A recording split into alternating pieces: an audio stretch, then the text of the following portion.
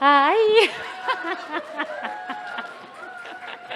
Eso no estaba preparado, así que ya, muchísimas gracias. Ahí tenemos una buena cantidad de energía para dar inicio a esta charla, que en realidad esta charla yo creo que es de lejos la de las más importantes de todo este curso. ¿Por qué? No es para dirme eso, no, pero, pero en el fondo es porque de verdad en lo que tiene que ver el enfoque y el manejo reúne todo lo que ustedes ya han visto desde el inicio en el fondo hasta ahora. Entonces, bueno. El tema es insulinoterapia en usuarios de corticoides. ¿Y qué es lo que vamos a tratar de ver en esta sesión?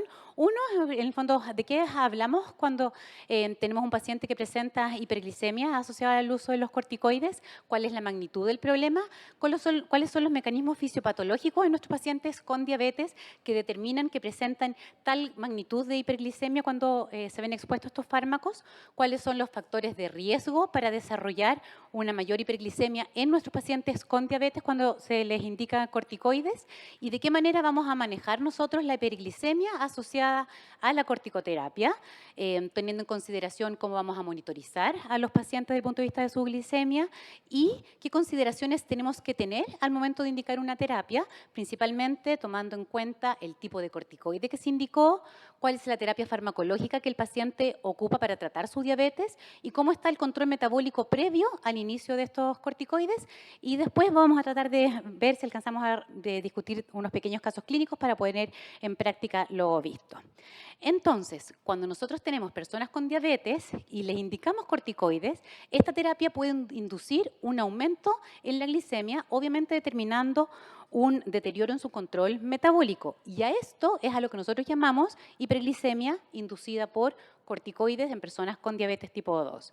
¿Y qué magnitud de hiperglicemia en el fondo estamos hablando? Bueno, tiene que ser una glicemia mayor a 200 en 2 oportunidades luego de haber iniciado la terapia corticosteroidal.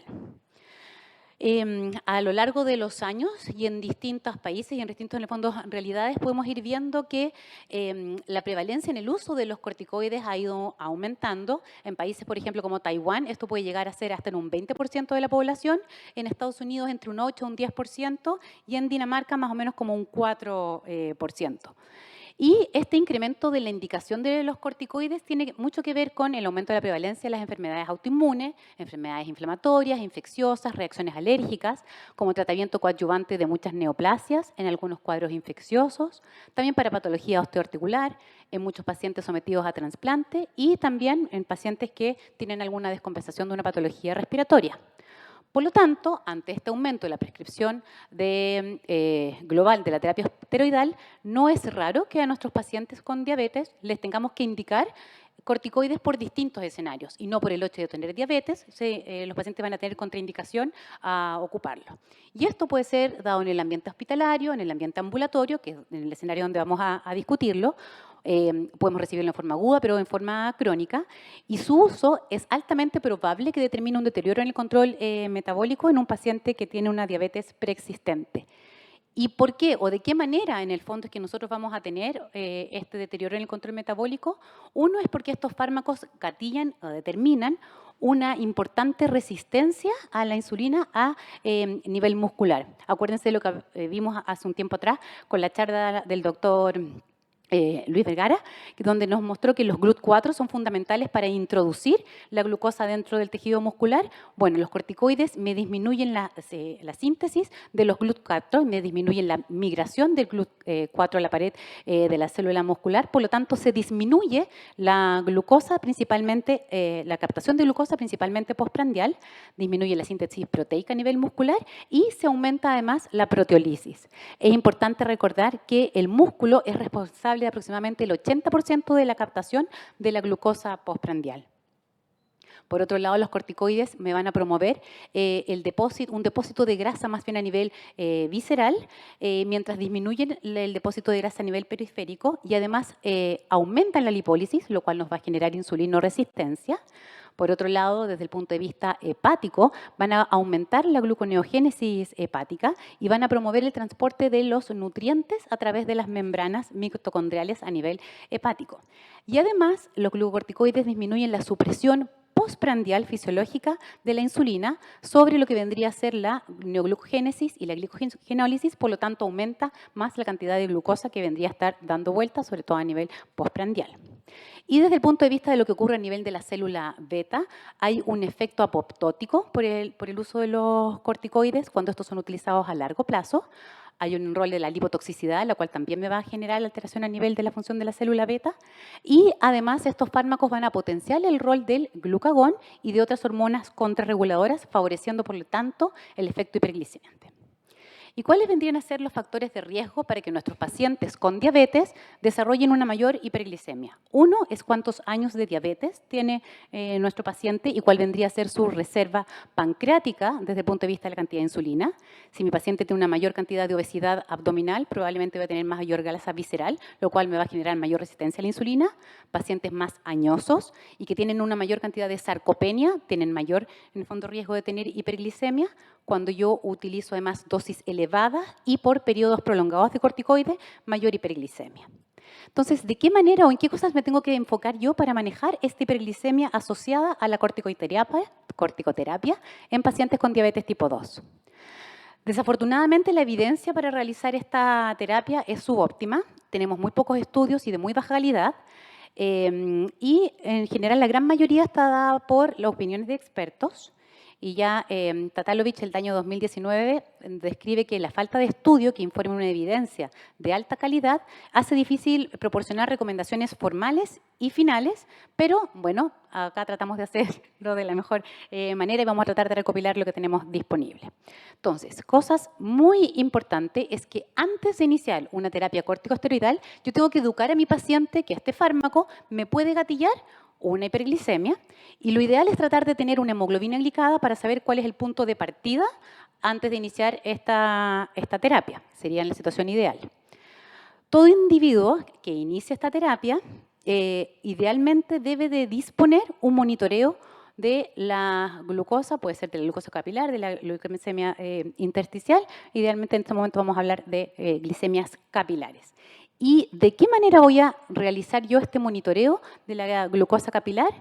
Bueno, tengo que indicarle al paciente que realice glucometrías previos a cada comida, lo que implica en ayuno y antes del almuerzo, once y cena, e idealmente 2 horas postprandiales. ¿Por qué? Por este efecto que sabemos que tiene que ver con respecto a las hiperglicemias postprandiales que me determinan los corticoides. Los objetivos de control metabólico son individualizados, pero en el ambiente ambulatorio voy a buscar que ojalá los pacientes lleguen a tener glicemias en ayuno dentro de lo más normal posible, entre 80 y 130, y postprandial, ojalá por debajo de 180.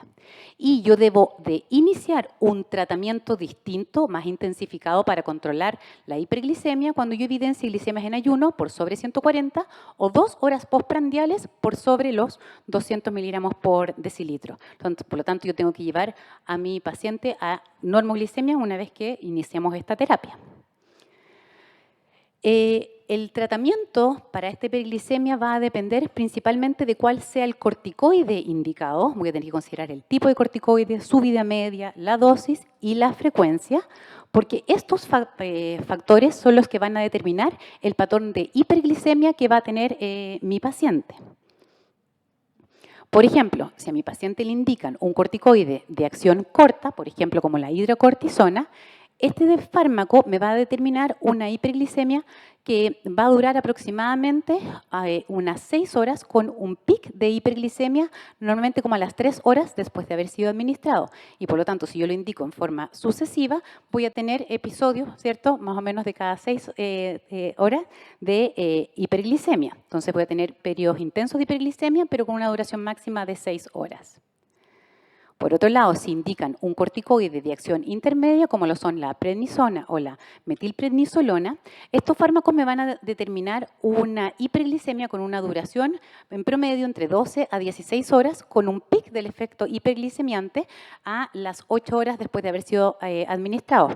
Lo clásico es que a un paciente, cuando le indican prednisona en la mañana, yo comience a evidenciar hiperglicemias prealmuerzo que pueden llegar hasta eso de las 4 de la tarde, con una posterior disminución disminución en forma significativa. Pero si yo indico la prednisona 2 veces al día, esta curva de hiperglicemia yo la voy a ver en forma como continua, ¿cierto? En el fondo a las 8 horas posterior de haber sido indicado el fármaco.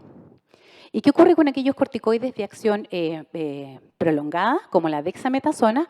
Bueno, su duración del efecto hiperglicemiante puede llegar a durar entre 24 y 36 horas, por lo tanto voy a tener una hiperglicemia que es continua a lo largo del día. ¿Y qué otras cosas también tengo que tener en consideración? Bueno, tengo que saber cuál es la terapia que ocupa mi paciente y cómo está su control metabólico previo al inicio de esta terapia.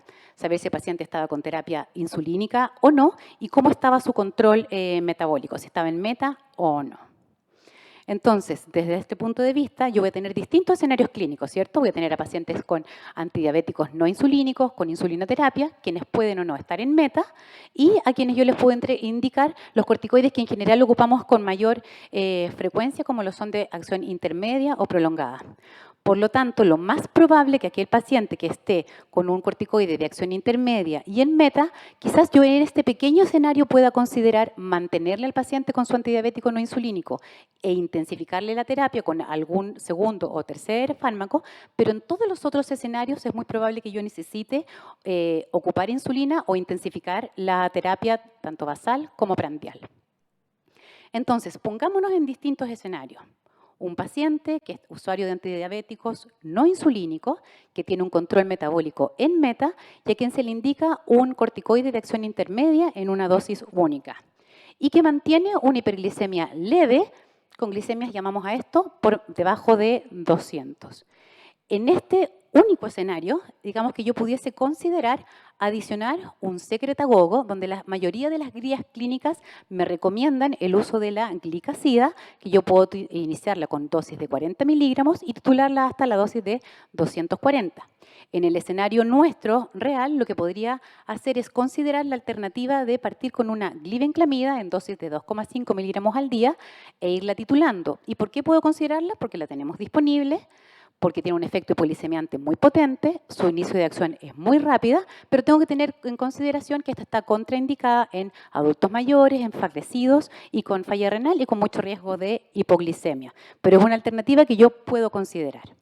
Además, en este escenario, ¿cierto?, que un paciente que tiene un buen control metabólico, yo pudiese agregar otros antidiabéticos orales como inhibidores de la DPP4 por su potencia, que en general es baja, pero son bastante seguros y muy bien tolerados y tienen un rápido inicio de acción.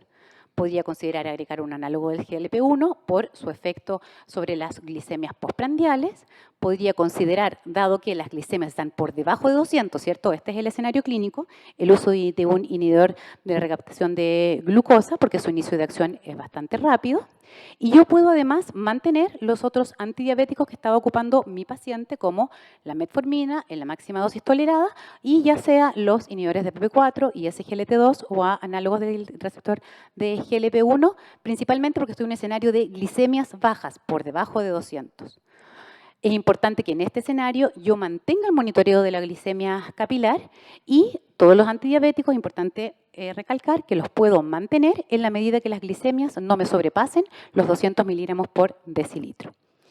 ¿Qué ocurre en aquellos usuarios que tenían antidiabéticos no insulínicos, pero que tengan un control metabólico fuera de meta y que yo les indique una corticoide de acción intermedia, como por ejemplo metilprednisolona o prednisona en una dosis matinal? Recordemos que estos fármacos van a determinar un perfil de hiperglicemia que me va a durar entre 8 a 16 horas con un pic a nivel de las 14, 16 horas, más o menos a las 6, 8 horas después de haber sido administrado. Y recordando cuál es el perfil de acción de las insulinas, la insulina NPH podría llegar a ser el fármaco de elección para poder tratar la hiperglicemia asociado a estos fármacos. ¿Cómo voy a iniciar la insulina en estas condiciones? Bueno, la puedo dejar como monodosis matinal, considerando indicarla por kilo de peso. En general puedo partir con una dosis de 0,5, 0,2 unidades por kilo día, y hay otras sociedades científicas que recomiendan partirla con 10 unidades diarias. Otra forma de indicarla es tomando en consideración la dosis de corticoide en uso y por cada 10 miligramos de prednisona o equivalente, yo voy a ir indicando 0,1 unidad por kilo. Por eso, si es que yo parto con 10 miligramos de prednisona o equivalente, voy a indicar 0,1 unidad por kilo de insulina, o si ocupo 40 o más que eso, 0,4 unidades por kilo como monodosis matinal. Y voy a ir haciendo ajustes entre un 10 hasta un 30%, dependiendo de la titulación de la glicemia que yo vaya viendo a lo largo del día. Recordar que acá me van a servir las glicemias preprandiales para titular la dosis de la mañana y tengo que evaluar qué es lo que ocurre también con las glicemias 2 horas postprandiales ante la eventualidad de la necesidad de iniciar insulinas por hiperglicemia postprandial. ¿Qué ocurre cuando yo indico un corticoide de acción intermedia pero en doble dosis? Ante esto, recuérdense que el perfil de hiperglicemia va a ser glicemias continuas, ¿cierto? Debido al perfil de acción, con el efecto máximo a las 8 horas de haber sido indicado. Por lo tanto, en este escenario, yo puedo considerar el indicar una doble dosis de insulina NPH para asimilar, ¿cierto?, el perfil o cubrir el perfil de hiperglicemia determinado por estos fármacos. ¿Qué pasa si yo indico un corticoide de acción prolongada, que va a tener un efecto total de acción de 24 hasta 36 horas? Bueno, probablemente en este escenario yo voy a necesitar un análogo de acción prolongado, donde quizás una glargina U100 puede ser una muy buena alternativa, o también podría considerar el uso de insulina humana de acción intermedia en doble dosis. También se podría considerar, por ejemplo, una glargina U300 o una insulina de Gludec, con la única salvedad que para realizar ajustes de estos fármacos yo tengo que esperar entre 3 a 5 días para considerar la titulación de la dosis. Pero si eso es lo que yo tengo disponible, podría considerar ocuparla. ¿Y cómo la voy a iniciar? Bueno, en base al peso del paciente, los análogos de acción prolongada podría dejarlas en una dosis de 0,2 y las insulinas humanas podría considerar dejarle una dosis de 0,3 unidades por kilo, en donde ocuparía el 50% de la dosis matinal y el 50% lo podría dejar como una dosis nocturna debido a este perfil que es más como parejo de la hiperglicemia.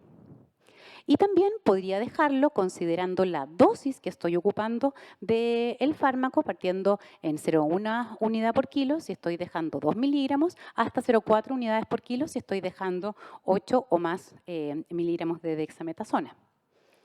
¿Qué pasa en aquellos pacientes que ocupan insulinoterapia previa? Bueno, tengo una mucho menor evidencia respecto a qué terapia es mejor y cómo hacerlo. Las respuestas son muy individuales y dependen de la reserva pancreática de cada uno de estos pacientes. Y además va a depender del corticoide utilizado. Y acá es muy importante aumentar el control de las glicemias capilares precozmente y monitorizar tanto las glicemias pre como postprandiales. Dependiendo de las sociedades científicas, las recomendaciones van a ser, bueno, considera la dosis de insulina a ocupar dependiendo de la dosis de corticoide que tú estás dejando. Hay algunas sociedades científicas que me recomiendan aumentar la dosis de la insulina basal entre un 10 a un 30% y las prandiales puede llegar a tener la necesidad de aumentar hasta en un 60% de lo que el paciente estaba ocupando previamente.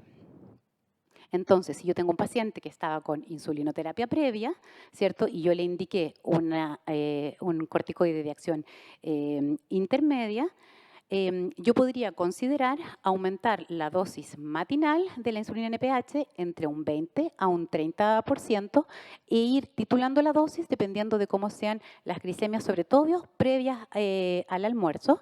Podría mantener la dosis de NPH nocturna y podría mantener también los antidiabéticos no insulínicos. Tengo que evaluar qué es lo que ocurre con las glicemias postprandiales y en caso de que yo evidencie que tengo hiperglicemias a las 2 horas postprandiales, puedo iniciar una insulina de acción ultra rápida o rápida como una insulina cristalina y dejar un bolo antes de esa comida en una dosis de 0,1 unidad por kilo. Y si el paciente estaba utilizando insulinas basales y prandiales, yo tendría que recalcular la dosis y probablemente agregarle al bolo o al componente prandial que estaba ocupando el paciente, hacer un aumento entre un 20 hasta un 30% de esa insulina prandial y ajustar la dosis de la insulina basal dependiendo del perfil de la hiperglicemia que tenga a nivel en ayuno. ¿Qué ocurre con aquellos pacientes que están ocupando dexametasona? Bueno, probablemente con respecto a la dosis de la insulina basal, yo debería hacer un aumento entre un 20 a un 30% en base a la glicemia que yo tenga en ayuno. Puedo mantener los antidiabéticos orales y lo mismo que con los casos anteriores, si yo evidencio hiperglicemias postprandiales, indicar un bolo en una dosis inicial de 0,1 unidad por kilo por cada comida que me determine una hiperglicemia postprandial, y pacientes que están con esquemas más intensificados, considerar que puedo necesitar un aumento de la dosis de los bolos de hasta un 30%. Y bueno, obviamente, ¿qué es lo que ocurre si es que yo ya dejé mi terapia y el paciente ahora va en un decalaje o vamos disminuyendo la dosis de insulina? Tengo que considerar que el efecto hiperglicemiante en las personas con diabetes va a ser más residual, por lo que si yo puedo suspender los corticoides el día de hoy, pero yo puedo persistir entre 3 hasta 7 días con el efecto hiperglicemiante del corticoide indicado. ¿Y de qué manera puedo ir yo disminuyendo la dosis de insulina indicada? Existen dos formas. Una de ellas es disminuir la dosis de insulina en forma proporcional a lo que se disminuye el corticoide. Entonces, si estamos disminuyendo el corticoide en un 30 o en un 50%, disminuir la dosis de insulina en esa misma proporción.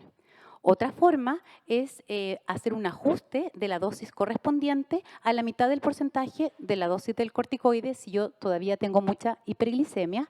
Entonces, si estamos disminuyendo el corticoide en un 50%, la dosis de insulina yo la puedo disminuir en un 25%. Entonces, acá tengo unos escenarios clínicos que me gustaría presentarles. Uno de estos es una mujer de 56 años que tiene una artritis reumatoide, que está con una crisis y le indicaron 20 miligramos de prednisona. Se encuentra en tratamiento con antidiabéticos orales, con metformina, con dapaglifosina. Tiene una hemoglobina glicada en 8,6 y pesa 52 kilos. Y si nosotros evidenciamos acá el perfil de glicemia, estamos ante una hiperglicemia de predominio prealmuerzo y de antes de cena. Entonces, si nosotros tenemos que tomar en consideración qué terapia le voy a dejar para manejar esta hiperglicemia, tengo que acordarme que estoy ocupando un corticoide de acción intermedia con una frecuencia matinal, el paciente está en terapia con antidiabéticos no insulínicos y tengo un control metabólico fuera de meta. Ante esto, ¿qué es lo que yo tendría que hacer? Como tengo este perfil de hiperglicemia, considerar indicarle a la paciente una insulina de acción intermedia. ¿Y qué dosis dejarle? Bueno, le dejo la dosis que puede ser por kilo de peso o una dosis en base a la cantidad de corticoide que está recibiendo. Por lo tanto, desde este punto de vista, yo le puedo dejar a la paciente entre 8 a 10 unidades de insulina NPH en la mañana y pudiese mantener los antidiabéticos no insulínicos. En honor al tiempo y considerando que después vamos a tener casos clínicos, vamos a, en el fondo, pasar acá a los mensajes finales, en donde quiero en el fondo comentarles que los corticoides causan hiperglicemia por insulinoresistencia, por aumento de la gluconeogénesis hepática, por disminución de la producción de insulina, y su efecto hiperglicemiante va a depender del tipo, de la dosis, de la vía administrada y de la frecuencia en la que yo la estoy administrando. El tratamiento debe ser personalizado. Tengo que observar cuál es el patrón de hiperglicemia que presenta mi paciente. Tengo que considerar la farmacocinética del glucocorticoide indicado. El tratamiento de elección suele ser la insulinoterapia para contrarrestar la magnitud de la hiperglicemia, y yo puedo considerar el uso de hipoglicemiantes orales o de antidiabéticos no insulínicos en algunos casos. Y no tenemos suficiente evidencia con respecto a este tema, por lo tanto, el criterio clínico y la monitorización de las glicemias es lo más importante, no olvidando el control de las glicemias de ayuno y sobre todo las postprandiales. Muchas gracias.